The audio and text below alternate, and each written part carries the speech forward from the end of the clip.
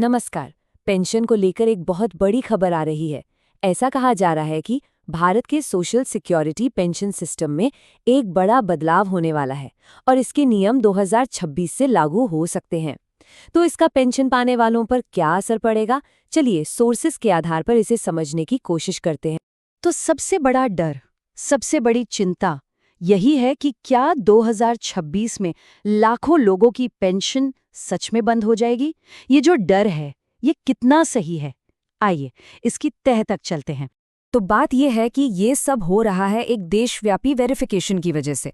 अब ये प्रोसेस है क्या, इसमें हो क्या रहा है और पेंशन पाने वालों को क्या करना जरूरी है, इसे समझना बहुत बहुत जरूरी है।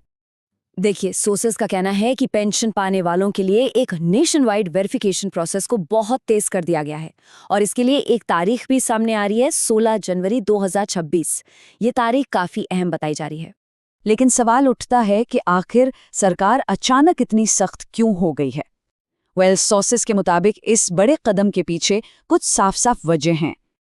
देखिए, सरकार का मकसद एकदम साफ है।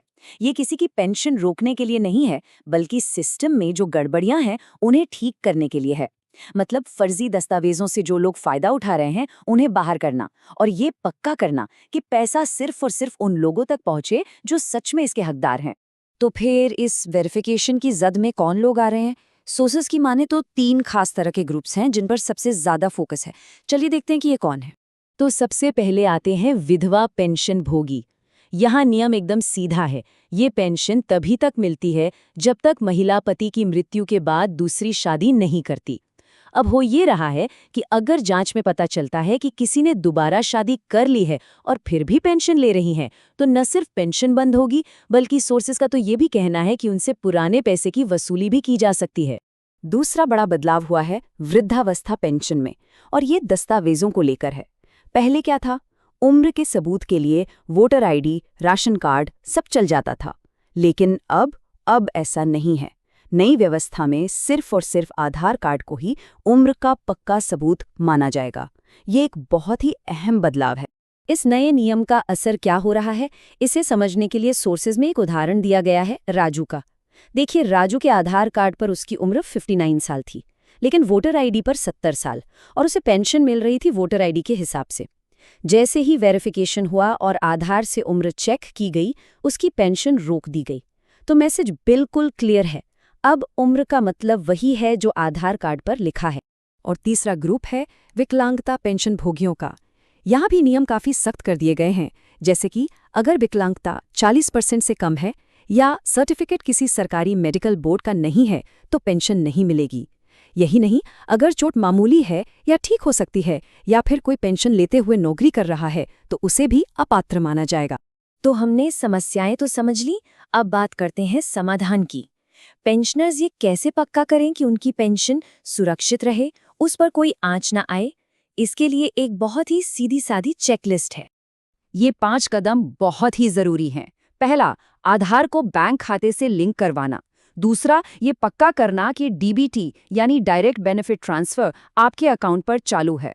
तीसरा, आपका नाम और जन्मतिथि आधार और बैंक रिकॉर्ड्स में बिल्कुल एक जैसे होने चाहिए। चौथा, हर साल अपना ई-केवाईसी जरूर पूरा करें। और पांचवा, जो शायद सबसे जरूरी है, अपना जीवन प्रमाण पत्र जमा करना। सोर्सेज में इसकी आखिरी तारीख 31 जनवरी 2026 बताई गई है। इन कदमों को पूरा करना ही पेंशन की सुरक्षा की गारंटी है। लेकिन उन लोगों का क्या जिनकी पेंशन पहले ही रुक चुकी है? क्या उनके लिए कोई रास्ता है? हाँ, बिल्कुल है। घबराने की कोई बात नहीं है, क्योंकि सोर्सेज में इसका भी एक साफ तरीका बताया गया है। तो मान लीजिए कि वेरिफिकेशन फेल हो गया है, पेंशन रुक गई है। अब आगे क्या करना है? इसे ठीक कराने की ऑफिशियल प्रोसेस क्या है? चलिए इसे भी समझ लेते हैं। ये प्रोसेस काम कैसे करता है? देखिए, पेंशन धारक को खुद अपने लोकल एसडीओ या बीडीओ ऑफिस जाना होगा। अपने साथ अपना पेंशन पीपीओ नंबर और वो मोबाइल फोन ले जाना होगा जो रजिस्टर्ड है। वहाँ अधिकारी पोर्टल पर आपका पीपीओ नंबर डालेंगे, जिससे आपके मोबाइल पर एक ओटीपी आएगा। बस आपको वो ओटीपी अधिकारी को बताना है और आपका फिजिकल वेरिफिकेशन पूरा हो जाएगा। और सबसे अच्छी बात यह है कि जैसे ही ये प्रोसेस ठीक से पूरा हो जाता है, आपकी रुकी हुई पेंशन न सिर्फ दोबारा शुरू हो जाएगी, बल्कि सोर्सेज के मुताबिक जो भी पिछला बकाया पैसा है वो भी आपके खाते में आ जाएगा। चलिए अब एक अच्छी खबर की तरफ बढ़ते हैं। इतनी सख्ती और नियमों के बीच एक उम्मीद की बात भी है। जो सोर्स मटेरियल हमने देखा है उसमें बार बार पेंशन की रकम बढ़ने की बात कही गई है।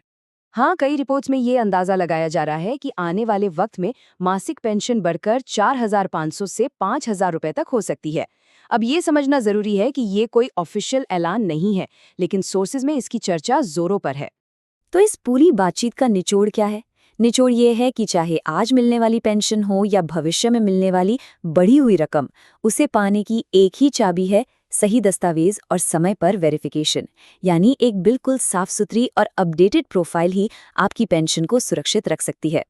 और आखिर में एक सवाल जिस पर सोचना बनता है, क्या सिस्टम को साफ करने की ये जो पूरी कवायद हो रही है, ये आखिरकार पेंशन भोगियों के लिए एक ज़्यादा सम्मानजनक और बेहतर जिंदगी सुनिश्चित करने का ही एक तरीका है?